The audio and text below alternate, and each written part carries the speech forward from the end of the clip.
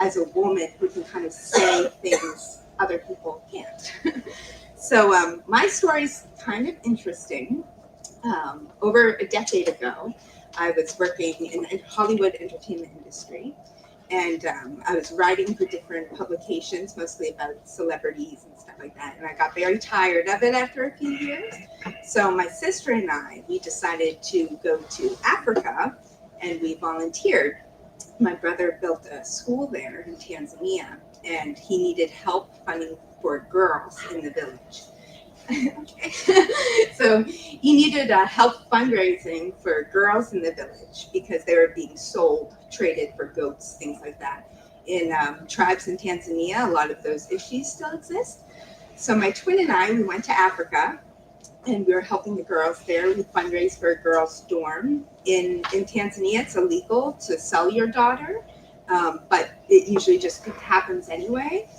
Unless she's a student. So we became very active in trying to protect the girls in Africa, Tanzania.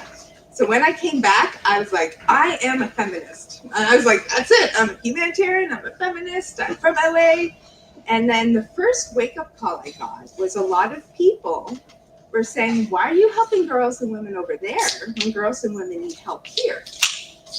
So that was the first wake-up call, because I was like, wait, I think there's a false equivalence going on about girls and women around the world, that we all need the same level of support, and it's just very broad. And it was my first kind of red flag that I got.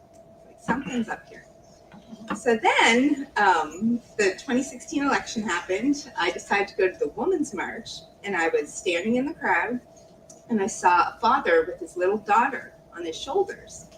And it hit me. I was like, oh my God, we're teaching this little girl that society views her less than. We're instilling that idea at 3 years old. And the intentions of the father were good, you know, everybody was going down to the march, but I realized, wow, there's a victimhood mentality that we're teaching girls and women. This is bad.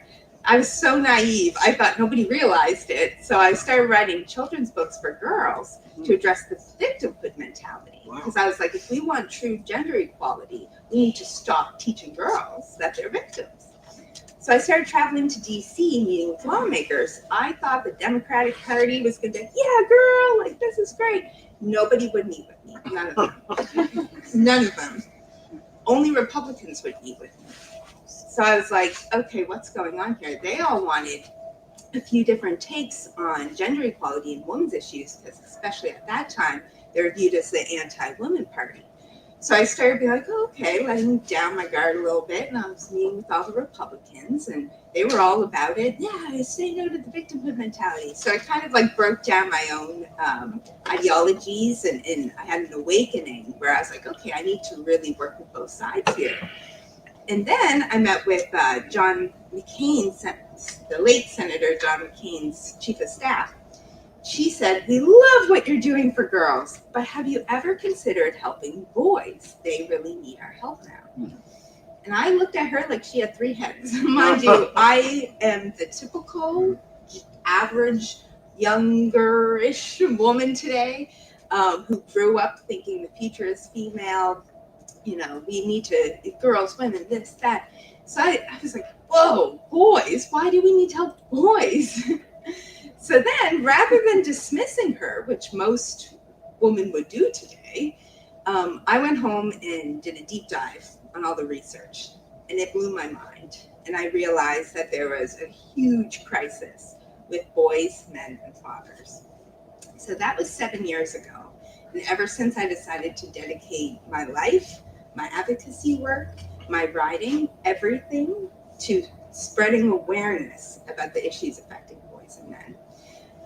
My goal is to wake up more women like me and onto these issues, because I have compassion for them even, and the people who don't quite understand what we're doing, because I was one of them. I was pretty much as far left feminist progressive woman you could be, but I was open to learning about the issues, and that's what brought me here today. So something I realized early on in the advocacy work was the importance of having women involved in this. Because if only men are speaking up for men, for boys and men, they are dismissed as misogynists. And it's very sad, it's ironic that we need women to stand up saying something, because if we don't, it's only going to allow the people who are kind of spreading the misinformation to double down on their efforts, which created the crisis we have with our boys and men today. So at least for now, as we're kind of breaking into that mainstream, women have to be part of the mission, because it's a collaborative effort right now. But on that note, it has not been easy speaking out. I have a very engaged Twitter following, X now. And I've been doing it steadily for 7 years, every day, tweet. And I've gotten death threats, hate mail, the worst. Every day I look at my phone and there's the worst things being said about me, smear campaigns, them smearing my family members. So it's been difficult. And a lot of people that I know personally, friends and family, don't understand what I'm doing. They don't get it. They say, Lisa, what man is controlling you right now, making you speak out on these issues? Hey, of course, like a man must be controlling her. That's where they always end up going. So I've lost friends and even family members because I stand up for boys and men's issues. But that's only fueled me to keep going and to speak out even more, because it just shows how misguided everybody is today. But then also the way I do my messaging online is that I am speaking to the people who don't agree with me.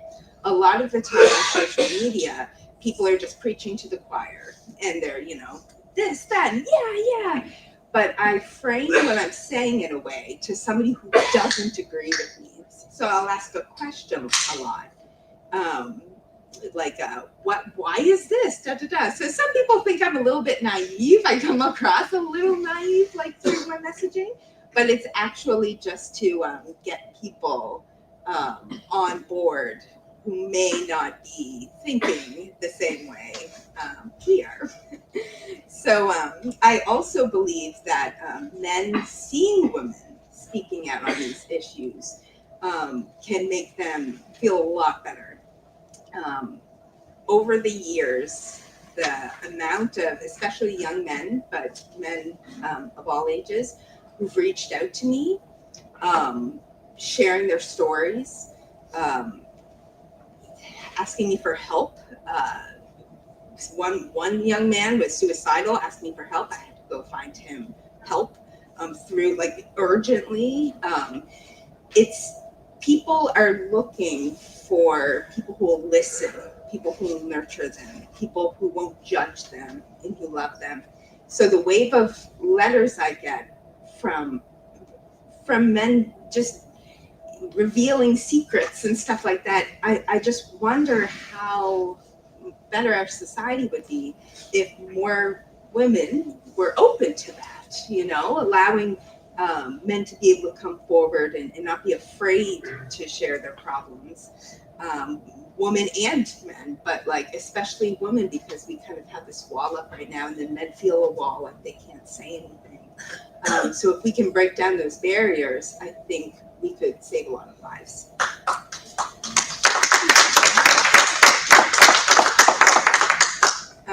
So one of my passions, I was just talking to Mark about, is standing up for fathers in the family.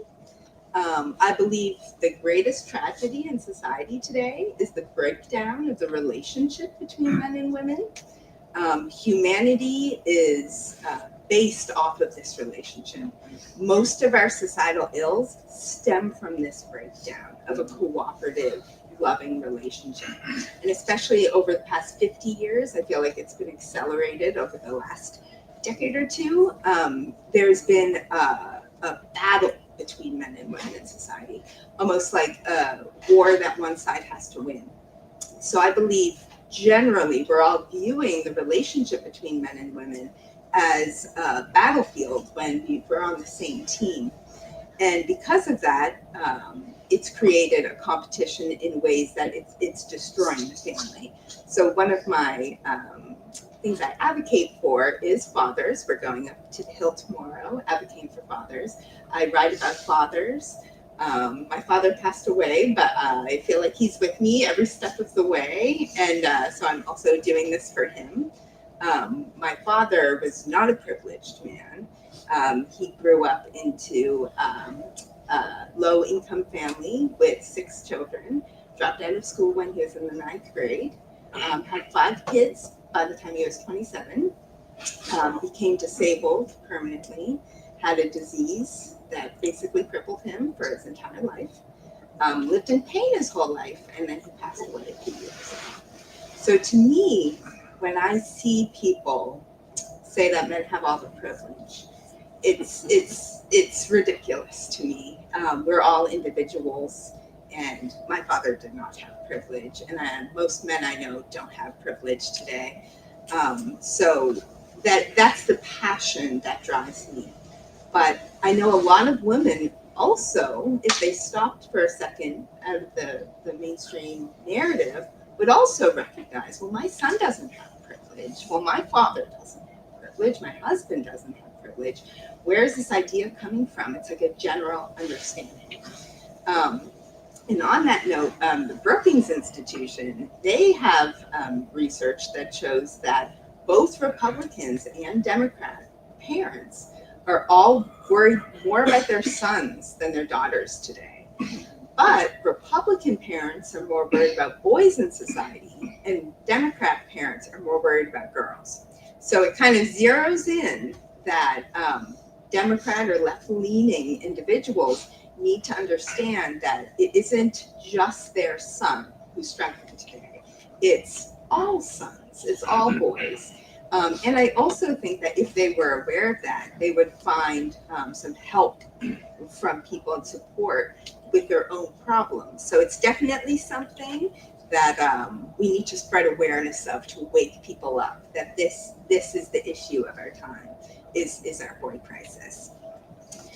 So as the public has been waking up, I don't know if any of you noticed, but it's become a very trendy topic lately of addressing the issues of boys and young men, and men of all ages. A lot of thanks to people, Dr. Warren Farrell, he's been a mentor of mine for 7 years now. And then other people in the space, other men, Richard Reeves, Scott Galloway, even Bill Maher's been talking about it. People with reach, with voices, and with respect are out there speaking on these issues, which are breaking down the doors for all of us to be taken more seriously. So as it's becoming almost allowed for men to speak out publicly on these issues and they're being taken seriously, I also believe women need to make space in this space for the men to do that. And I've seen it in the beginning 7 years ago. If you told me, I went to a symposium on young American men on Monday, and 3 senators were there, 2 Republicans, 1 Democrat. And there was speakers. It was amazing. And I was sitting there and I was like, if you told me 7 years ago that this would be happening in DC today, I wouldn't have believed you. It was, you couldn't even mention it. People would look at you like, oh, that's the most taboo topic ever. And then 7 years later, I'm sitting in DC with senators and everybody's journalists there all writing, and I was like, wow, this has come a long way.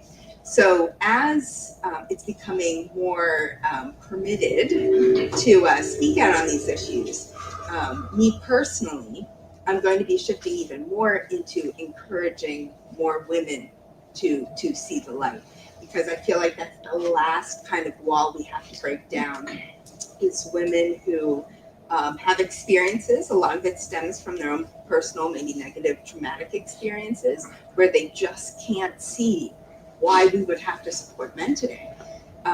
They'll say, well, Lisa, my boyfriend, he was horrible, and da-da-da-da-da, or there's more male CEOs, and they just can't break down that mindset. So I'll be shifting more as this keeps hopefully growing, that it's a trendy topic, in encouraging more women to speak out. And it's important because I can look at them and say, I was you. I understand what you're going through. Just a month ago, I was speaking at an event. It was all college students, almost 100. And it was on the masculinity in this age and men and where they're at. And I had Mark Sherman, who's been writing on this topic for decades, and Michael Kimmel, who's considered pretty much the biggest male feminist like out there, and myself. So we were speaking and kind of having a little debate, but it was very civil over the issues with about 100 college students. 75% of them were women. I wasn't a young woman. I wasn't expecting that. So right when I went in, I shifted gears because I was going to, just go on. And then I shifted immediately into, I was you. And they're all looking at me almost angry, like, who is this woman talking? And I had to say to them, I was you. I get you. I understand. They did a survey in the beginning. Do you believe men are being discriminated against? Like, if there's a problem with men today, almost every single person in the room said no. So these were not people who were basically on our side. There were people who wanted to see what was up, why these speakers were speaking out on boys and men. By the end of it, there were some who shifted, because we had a poll at the end. They did shift their views, but it's going to take a lot of work to capture those minds, and it's a process. Like how I know you can't tell a woman, a millennial woman, like do. They're just going to look at you and become defensive. So we need to build a process of understanding, and then also like allow them to grow and to understand, like I did. It wasn't overnight when I became a full-blown advocate for boys and men. It was a steady process over years, really. But then, so also, Ed was speaking on the UN earlier. I've been a very vocal calling out the UN type of person because, in my opinion, the sexism that comes out of the UN, publicly and internally, is extreme. And it might just seem that a lot of people say, oh, well, the UN isn't relevant today. No, they are. Like, they're globally relevant. But they also have a lot of influence just in their messaging itself. So I comment a lot on UN Women and the UN in general. I'm working on a piece right now. I think they need to recognize International Men's Day. So that's been my main focus. But as just a little side note of why having women speaking out and writing and stuff like that can help and make a lot of change. Ed mentioned Reem Assalem from the United Nations. Just recently, she quoted and was posting one of my articles.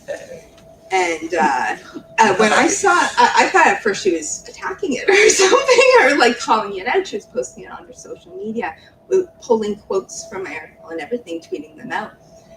And I was like, whoa, like that means something. It was an article on how big tech is taking advantage of young men's vulnerabilities, and how it was a pretty intense article for her to be promoting the way it was. And I felt like, okay, this is almost like the olive branch, like if we can meet with these people on areas where we agree, then we can expand on that. So Reem is somebody who I've been trying to set up a meeting with, and that's how you can encourage people to change their views and messaging. So on the note of women and UN women, I also believe we can't effectively address all of these things with boys and men, the boy crisis, fatherhood, anything like that, without acknowledging that for the past 50 years, we devalued womanhood and motherhood. So this is a problem, and a lot of these issues that we have are stemmed from this, because since we devalued womanhood and motherhood, we've pitted men and women, pretending they're exactly the same, as competitors for, as I always say, status and stuff, but resources for jobs, it's a competition now. And because of this, we lack resources for our boys in education. We have the future is female. We have all of these, we say fathers aren't necessary anymore because women can economically do it on their own, which I believe is horrible, and I call it investing all the time. But we need to acknowledge and respect motherhood and traditional womanhood better than we do today. And I believe that if we honor that, then we'll be able to honor men and we'll be able to respect boys. So that's also something that stems, we don't normally talk about that in the space very much. I think a lot of people, especially again, if men say that, then they're immediately dismissed as misogynist. But coming from a woman's point of view, and a lot of my friends my age, they feel like being a woman isn't honored today. It's not respected. We're told to mimic men. So I believe since we devalued it, all of a sudden we became enemies and competitors rather than working together. So that's definitely one step. And someone like me in this space, I feel like I have more allowance to say things like that. So I have written a few articles recently for Edie talking about that and how that can help our boys and men in the long run. So then I always say on my Twitter that when real war knocks on the door, the gender war flies out the window. So say that again. When real war knocks on the door, the gender war flies out the window. Oh. And we saw it in Ukraine. So when the war broke out in Ukraine, instantly men between the ages of 18 to 60 were not allowed to leave the country. And they were working on gender equality efforts, and bam, instantly, even transgender women weren't allowed to leave. So the gender war went right out the window when war came knocking on the door. Just last week, Croatia reintroduced their male-only conscription. They let go of it, I think, in 2008. So we're seeing countries reintroduce male-only drugs who got rid of them before. So we're already seeing it today that when struggle comes, we kind of shift back into our gender norms. So I believe that we need to remember that today and respect men today, because we live very comfortable and cozy. And to even be able to have debates like the one I spoke at a month ago, I said this during the debate, we're so lucky yet naive to be even having this conversation of like the new man, the new masculinity, the this, the that. It's almost a little bit naive because when war breaks out, gender roles come right back in. When natural disasters happen, boom, the gender roles come right back in. There's even research during COVID that as soon as COVID broke out, people shifted back into more gender-specific roles. And men and women liked it. So there's research on that from COVID. So when world events happen where people feel threatened, these days it could be an earthquake, it could be anything. We know that these things happen. So we're living very naively right now to even be discussing the new masculinity without we think that we're invincible. So that's something that we also have to remember. Whether you agree with those gender roles or not, that's what happens when we need a little bit of struggle. So that's something else that I speak out on a lot. When I said that at the event with all those college women, you could hear from the back of the room, and my sister was there, and she looked back like because they're all like, effort, da da da. But then the young men came up after. There was one young man who came up after. He said, "This morning I woke up with my head down low. Now, after listening to you, I'm going to walk with my head high." And that's what we need today. And I think having more women coming out, it makes them feel more happy to be a man. 2 minutes? Okay. So on that note, there has been a rise in misogyny. So you've probably seen it in the news.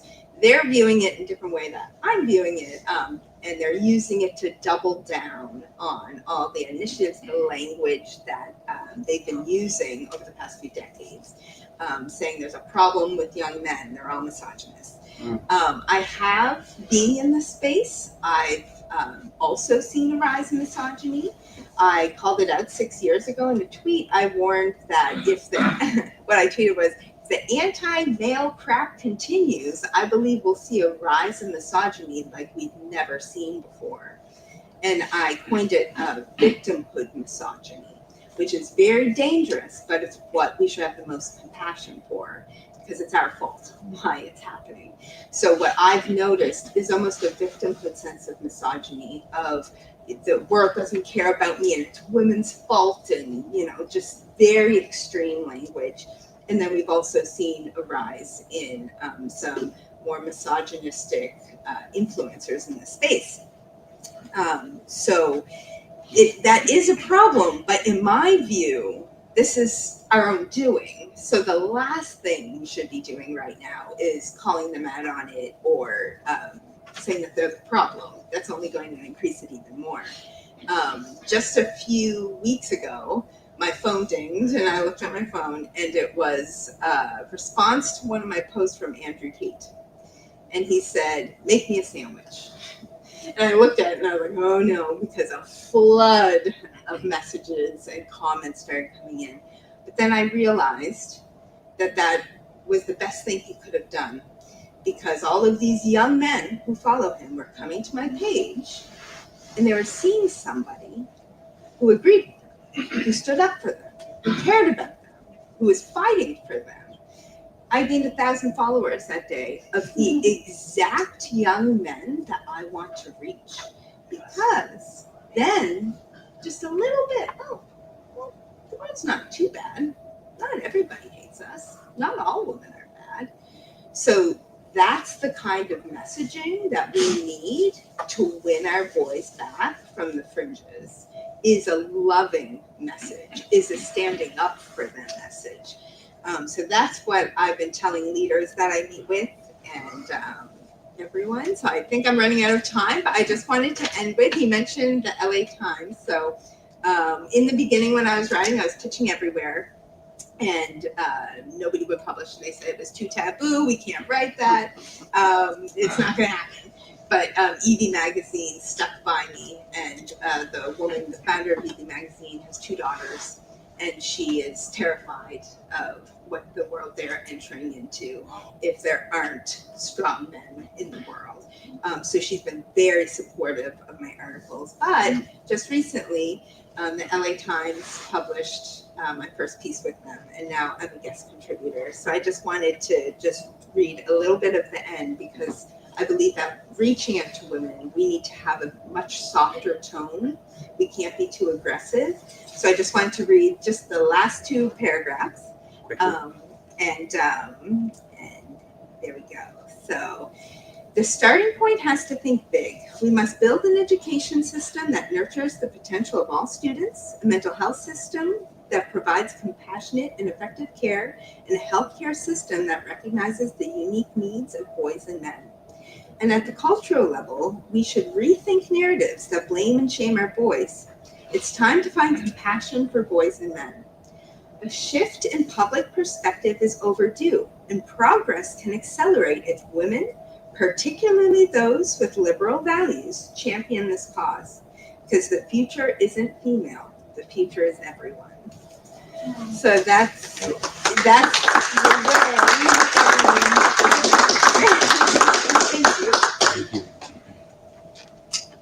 Thank you. We also acknowledge Lisa for her support of men in our media kit for Men's Equality Month. She was acknowledged and we acknowledge her again.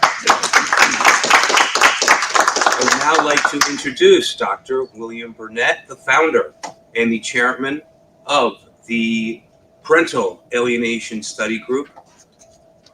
And he has also written a new book that's online for free on the website, Parental Alienation Theory. Please check that out. And as I share his PowerPoint presentation, there.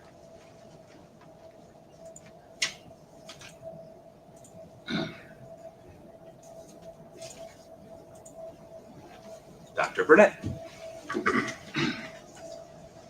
Thank you, Larry. So here we are, almost the end of the day. There's actually a couple more events, but this part of the day is the end of this part of the day. So we've covered a lot of territory today and a lot of passion. And this is my niche. And all this big picture my niche is parental alienation. And that seems like a special topic, but there's actually a big overlap between these other topics, between shared parenting and gender equality and fathers' rights and false allegations and violence against men. There's a big overlap between all those things and parental alienation. I'm adjusting my picture here. Very good. A little bit. So I'm particularly interested today in misinformation or common myths about parental alienation. Why are we spending so much time on misinformation? And here's the reason. If we're going to be an advocate, or specifically if you're interested in advocacy regarding this topic, regarding alienation, there's a huge amount of misinformation. And so you have to be aware, if you're going to advocate on behalf of PA, you have to be somewhat aware of our critics, and especially the severe critics and the outright misinformation that's been published and is online. So I'm going to talk about different types. I have a little catalog here of different types of misinformation, including ad hominem attacks, misquotations.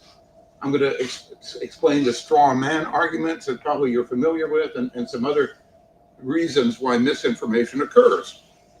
So first of all, I always have to kind of give the definition because I want to make sure we're all on the same page. But when I talk about alienation, this is from one of my books or from one of my papers. It's a child, usually one whose parents are engaged in a high conflict separation or divorce. The child allies strongly with one parent and rejects a relationship with the other parent without a good reason. I think almost everybody agrees with that definition, but some people like diagrams.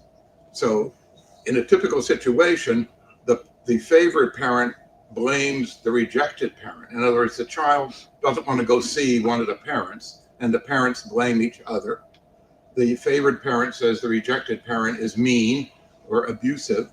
The rejected parent says that the favored parent is engaging in alienating behaviors.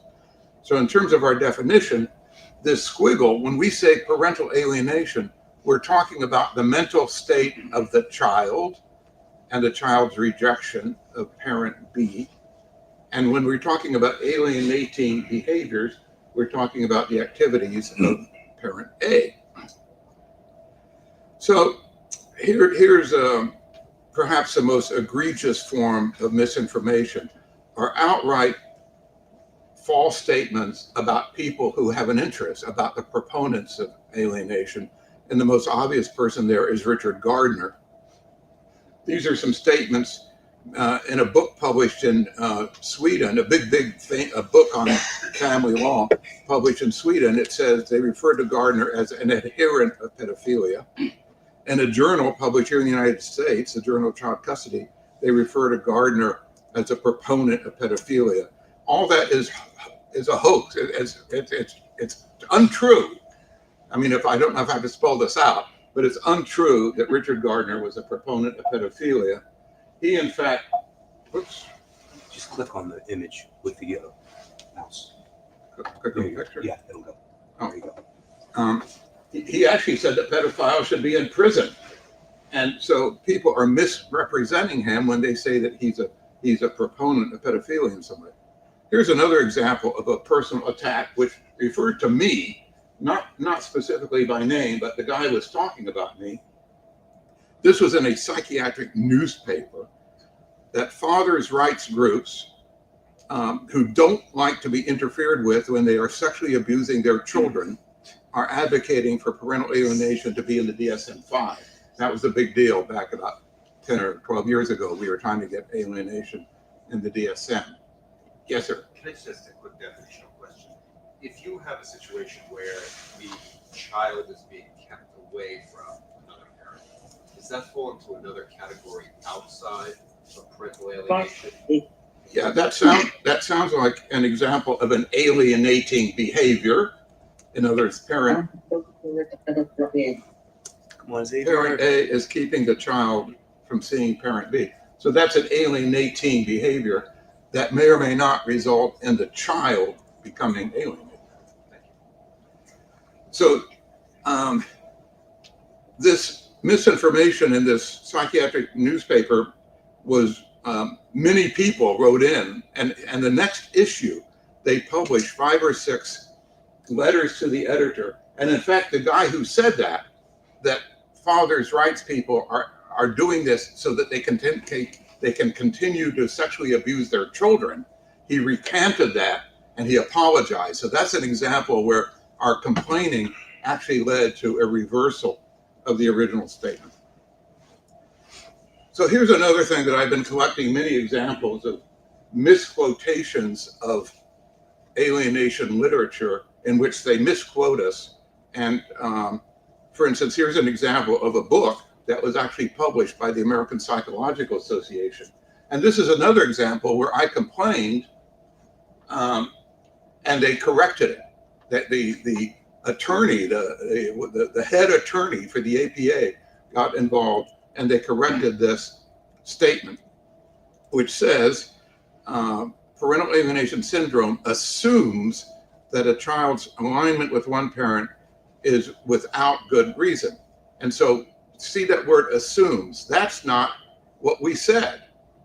They're actually quoting me and my colleagues in an article that we'd written some years before. And we don't say that we certainly don't assume that just because a child is rejecting a parent, that it's because of alienation. In fact, there are many reasons why that might happen. The second problem with this quote is it says, without justification, including situations in which there is child abuse. We don't say that. In fact, we specifically exclude situations of child abuse are not alienation. So those are 2 misstatements in 1 or 2 sentences. And like I said, we complained to the American Psychological Association, to the head of the APA, to their attorney, and so on, and they actually corrected those sentences. Here's another misquote. Actually, here's an article written a couple of years ago in a journal that we like, the Family Court Review. And this is an article that is actually written by a friend of mine, which has this misstatement. Some alienation theorists, like me, appear to propound a single factor explanation of children's rejection of a parent because they do not give weight to causes other than alienation.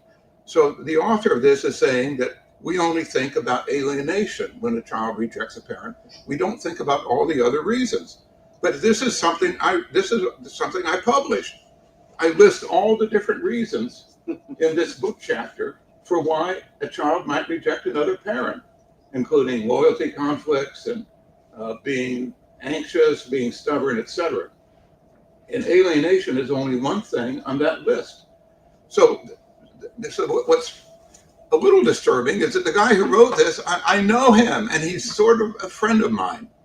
But he misinterpreted parental alienation theory. You're not going to share who? Not right now. So another thing that happens is the straw man argument.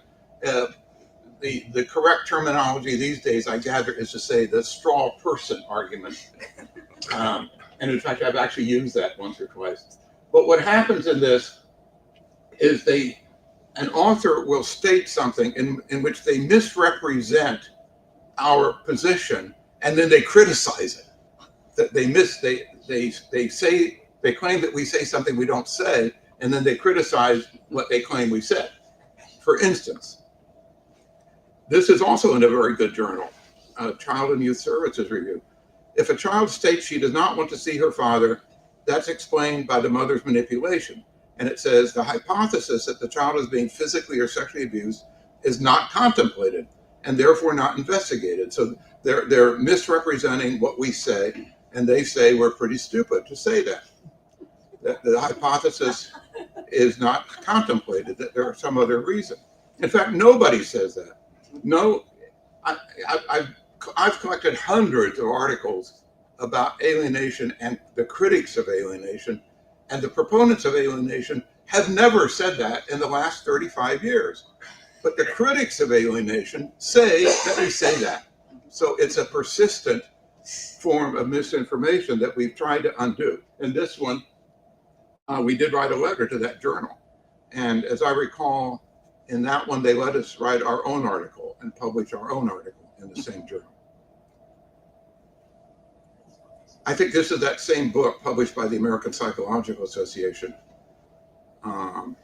which is a similar misquotation that whenever a preferred parent speaks poorly, it's viewed as alienating rather than just parenting behavior. This is an extreme version of this. This is there's this organization, which is a good group called the American Academy of Matrimonial Lawyers, and they have their own journal.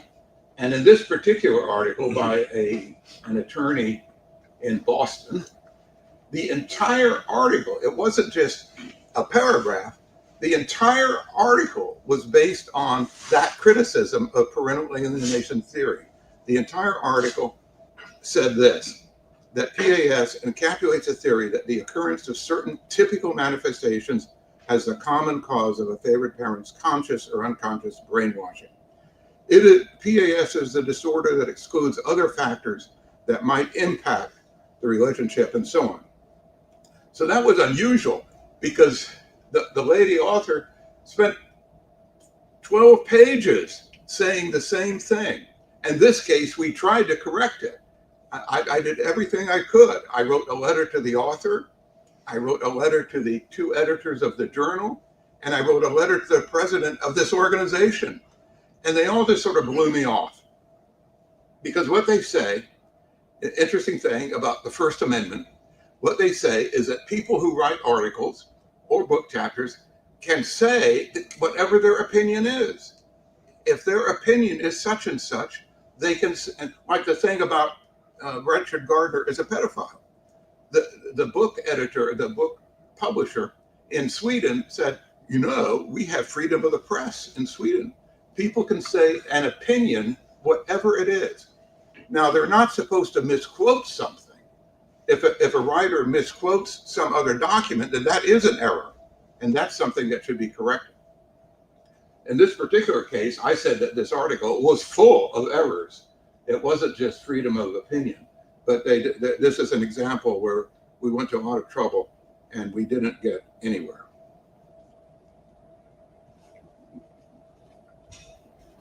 Okay, here's another type of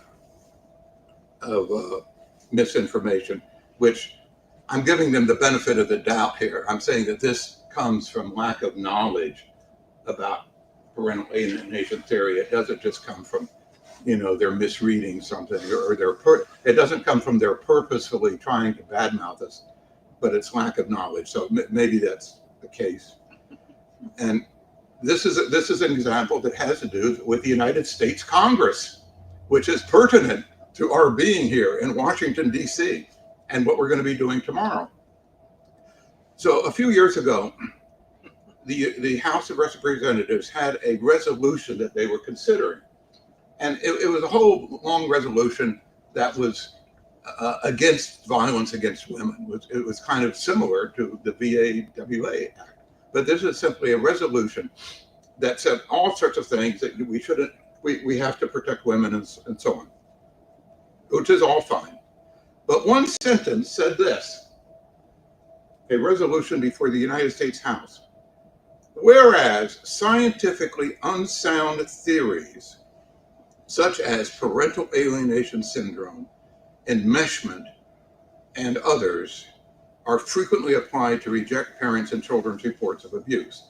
In other words, this is that whole thing where the mother will say that the dad is abusing the children. That's why the children don't want to go see him. And the dad will say, well, but she's alienating the children.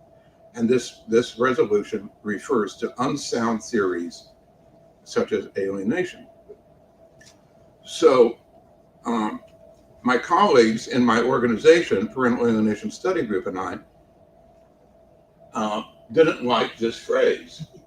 And so we went and we visited the specific congressman who was the primary, what do you call it, author or sponsor of, this is not a bill, this is simply a resolution in Congress. And we went to the guy, we visited him in his office and spoke to his staff who actually were very understanding. We presented that this is untrue. And the lady was actually very nice. And she said, yeah, I understand. I see what you mean. And a few weeks later, that phrase was removed from the resolution. So it actually worked. A little piece of lobbying of two people, myself and my friend, visiting one congressman, but it was actually a key person, and it got fixed. And so when it went to the Senate, it had been, I think it goes from one to the other, it had been fixed. And so the ultimate resolution was acceptable, at least in this particular sentence. So that's what I'm saying here. Those two phrases were removed.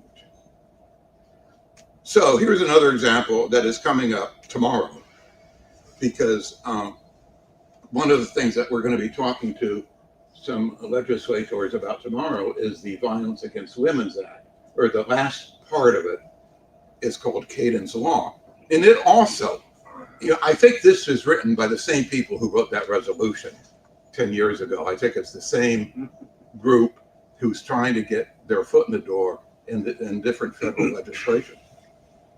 So there are several sentences in Caden's Law that are problems, but here's one.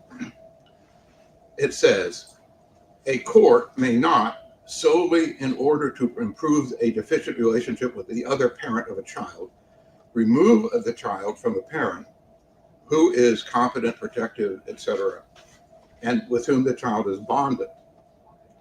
So what this sentence does not accept the reality that sometimes children are alienated, that sometimes parent A, who has bonding with the child and who's not obviously physically or sexually abusive, this law does not recognize the possibility that such a parent might engage in child psychological abuse and brainwashing the child against the second parent. The Caden's Law doesn't accept that reality.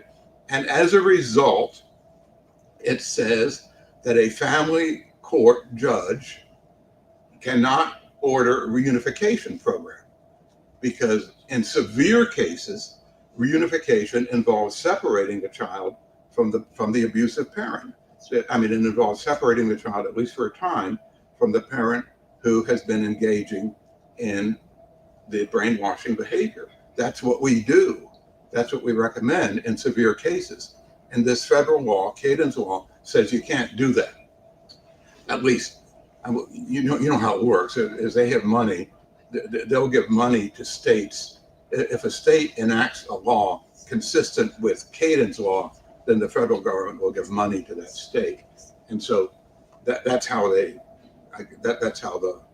government works in a lot of situations. But anyway, this is one of the things that I'm going to be addressing tomorrow when I visit several people in the House of Representatives. This is what I just said, that this part of the law ignores the possibility that a child might have a very unhealthy attachment such as enmeshment and so on.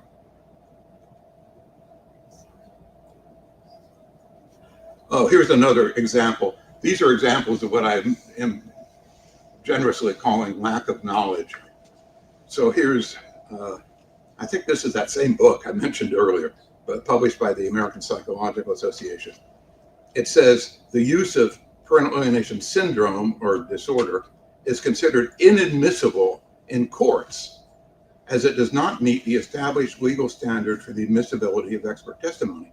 Well, I don't know if you're aware, it is parental alienation inadmissible, not admissible in court. Well, that's untrue. It's extremely admissible. And we've kept track, at least Dr. Lorandos, my colleague, has kept track of how many times parental alienation has been accepted in a United States court, trial court, or appellate court. And the total, if you add all this up, is about 1,300 times.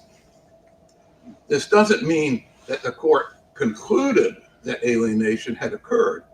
This means that the court accepted testimony, that it was a legitimate topic to present. And so it's really totally untrue what they just said. It's considered inadmissible. Here's another thing which kind of represents lack of knowledge. PAS is unknown in medical settings, unquoted, I love this one, unquoted in medical books, and has been discredited by mental health professionals. Well, I've made my own collection of medical books, and these are books in which parental alienation is addressed, including several different encyclopedias. The fourth one there, it says Kaplan and Sadek's Comprehensive Textbook of Psychiatry. That's the world's psychiatry Bible, which is this enormous textbook that's been used. It's now in the 10th or 11th edition. So it's been used for 25 or 30 years. And other books, journals, the Family Court Review. So this is in response to the misinformation that it's not represented in the medical literature. And then it also says it's not accepted by organizations. And these are professional organizations in this country that have acknowledged the reality in one way or another of parental alienation. Usually these are official documents. Sometimes organizations have a document about, for instance, how do you do a custody evaluation? Or how do you do parenting coordination? So these are not just articles, but these are documents created by organizations that recognize the reality of alienation. So, one reason why this happens, this is not random, by the way. When I studied all this, I collected several hundred examples of misinformation. A surprising number of them, they're not randomly distributed. A surprising number of them are in one journal, which is called, well, here, this is actually what the journal editor says. There's no known mechanism for explaining how indoctrination of children can occur. Well, that seems like a ridiculous statement, because children get indoctrinated in all sorts of ways. I mean, both in good ways and bad ways. I mean, children get indoctrinated to be ethical, but they also can be indoctrinated to be unethical. But this is the journal. It changed its name. It used to be the Journal of Child Custody, and now it's a Journal of Family Trauma, and so on. So one of my articles that I tried to get published is I focused on the misinformation specifically from that journal. Well, I haven't been able to get that published yet, because the journal editors feel that it's attacking a specific editor or whatever too much. But it is real. I mean, those are real examples of misinformation. This is what it says. This is what the journal of that publisher says. The accuracy of the content of this journal should not be relied upon and should be independently verified with primary source. That is really good advice, actually. I agree with that. So, why are we doing this? I already explained this at the beginning. I'll just say it again. If you're going to advocate for something, you have to have some knowledge of the critics of that topic. And so that's why I try to spread the word here about the misinformation so that people can be aware if that's something they're interested in learning about. And I came across this a couple of weeks ago. This is from the big American Psychological Association journal. It's called American Psychology. So this is their main huge, what do you call it? Their flagship journal. And it's the whole article is why misinformation must not be ignored. Well, I agree with that. And they go on to explain misinformation can be dangerous. People can act on misinformation and so on. So I thought that was nice of them. That seemed to make sense for them to publish that article. What can we do about it? I've already given you some examples. We can complain to the publisher. We can publish a rebuttal. So a couple of the examples I gave to you are these are different journals where somebody published something that we considered misinformation, and the journal let us publish a new article in rebuttal. Occasionally, they occur in the same issue, back to back. There'll be a article about a topic and a rebuttal in the very same issue. So that's kind of cool to be able to do that. You can write a book. Several of our books talk about misinformation. The most recent one, Larry mentioned a couple of minutes ago. So this came out a couple of months ago. We call this the official synopsis of parental alienation theory. And it's not a big book. It's only about 150 pages. It's unusual because, first of all, it's not written by me. In other words, the author of the book is our organization. It's a book by Parental Alienation Study Group. That's the official author of the book. It's like the DSM. The author of the DSM is the American Psychiatric Association. So that, you can do books like that. The second thing is, it's only 150 pages, but I think it's a really good synopsis, and it's that length because we want attorneys to read it, and we want attorneys to submit it as evidence, as an exhibit. In other words, you can have an expert testify, and the attorney can say, "What did you rely on?" And the expert can say, "Well, I relied in part on this book published by PASG." And then the attorney can say, "Well, I want to make this an exhibit in my case." And so that's part of the purpose. That's the explicit purpose of this book. It's to educate attorneys and judges. And it also addresses misinformation. It also has misspellings, I see. Anyway, so that's something. That's another feature of this book, which we feel that rather than just argue with these people, with the critics, that we should try to talk to them and back and forth.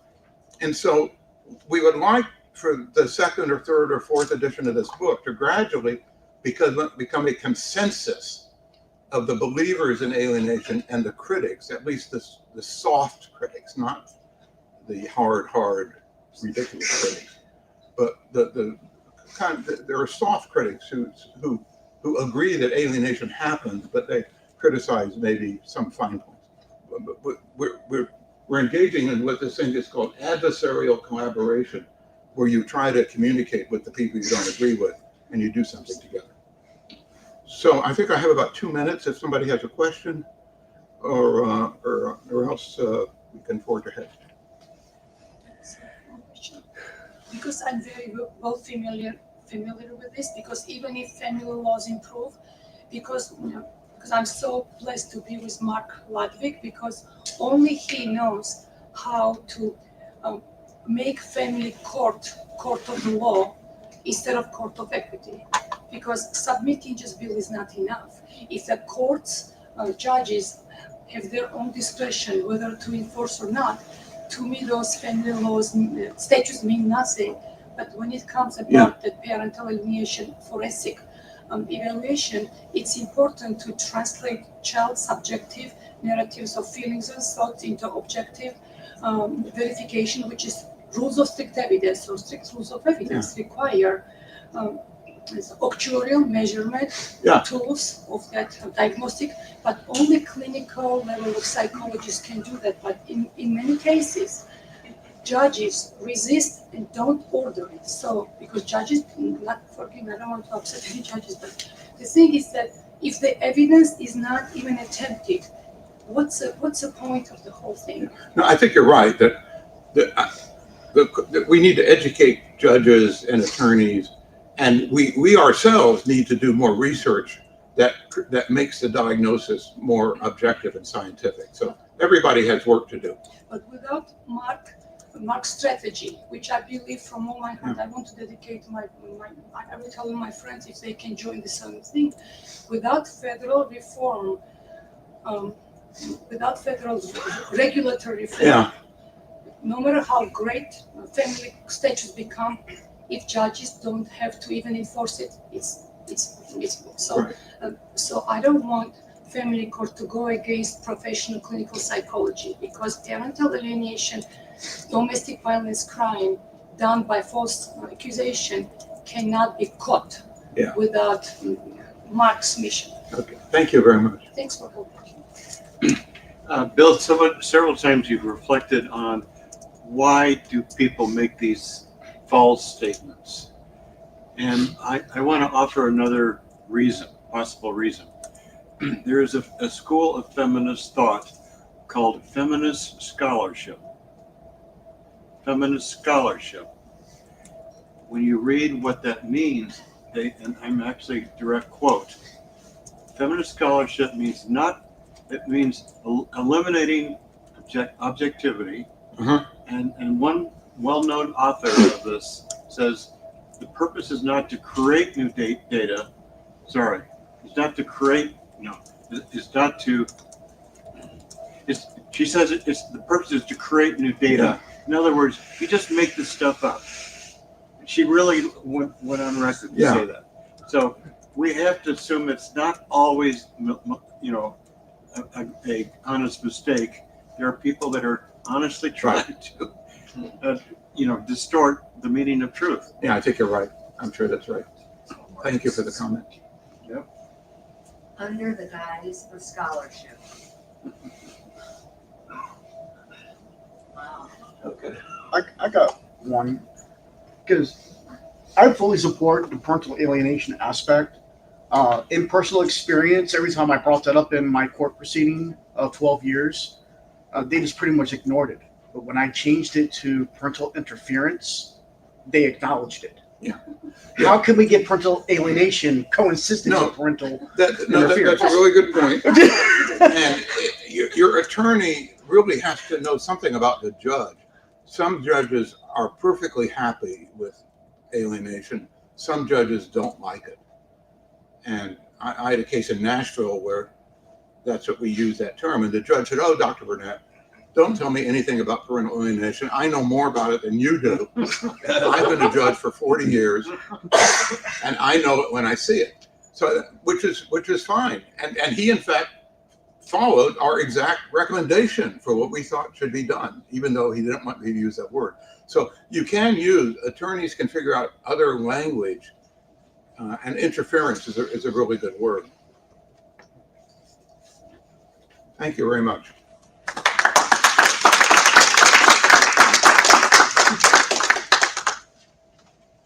Thank you, everyone here, and thank you, everyone online. I know it's hard to watch when you're not present and you don't hear all the questions, but we appreciate you staying in to the end. So with that, we will close and take a break until dinner at 6 o'clock at the Capitol Bistro. Right. See you in 55 minutes. Are we going to be back there at 6:30 for the other? No, we'll stay in the bistro. Correct. We'll be in the bistro the whole thing. Will we see it there? See who where? The 6:30 presentation. Yes. It will be at the tables. Okay. Yes. With the same microphone setup. Okay. Okay, so yeah, we're Or going to be lack of. live at the dinner. So till then. No, it's not bistro. Oh, it's not? No. Oh, my apologies. Signing off. Yeah, signing off for the rest of the evening, folks. That's exactly right, and that's what happens, that's right.